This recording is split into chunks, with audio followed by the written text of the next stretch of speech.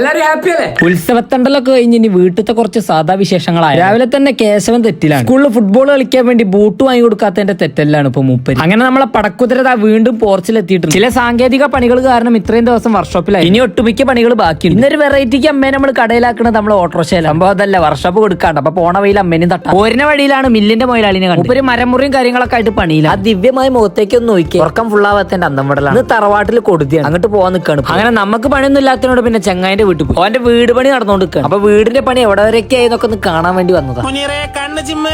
ഈ വീടിന്റെ ഫുൾ പണിയും ചെയ്തതും ഓൻ തന്നെയാണ്. ഡിസൈൻ ചെയ്തതും പ്ലാൻ വരച്ചതും ഒക്കെ ഓൻ തന്നെ. ഒക്കെ പറയല്ല, ഒരു സകലകലാ വല്ലഭൻ തന്നെയാണ്. ഇതൊക്കെ എന്ത്? വീടിന്റെ മുൻഭാഗങ്ങൾ ഇതുപോലെ തേക്കാതെ വെച്ചിട്ടുണ്ട്. അതിന്റെ മുകളിൽ ഫ്രെയിമർ അടിക്കാണ്ട്. പിന്നെ അമ്മക്കൂട്ടിയോട് കൂടിയെടുക്കാൻ വേറെ തീർന്നോട്ടെ. അപ്പൊ നിങ്ങളെ വീട്ടിൽ പെയിന്റ് പണിയൊക്കെ ഉണ്ടെങ്കിൽ ബന്ധപ്പെട്ടുള്ളൂ. അങ്ങനെ ഈ വർഷത്തെ ആദ്യത്തെ വേനൽ മഴ എത്തിയിരിക്കുകയാണ്. അപ്പൊ ഇനി നാളത്തെ രാത്രി പോകാൻ റെഡി ആയിക്കോളൂ. മഴ ചായ ജോൺസൺ മാഷില്ല, അന്തസ്. അങ്ങനെ ഇന്നത്തെ പണി കഴിഞ്ഞിരിക്കുന്നു. അപ്പൊ ഓക്കെ.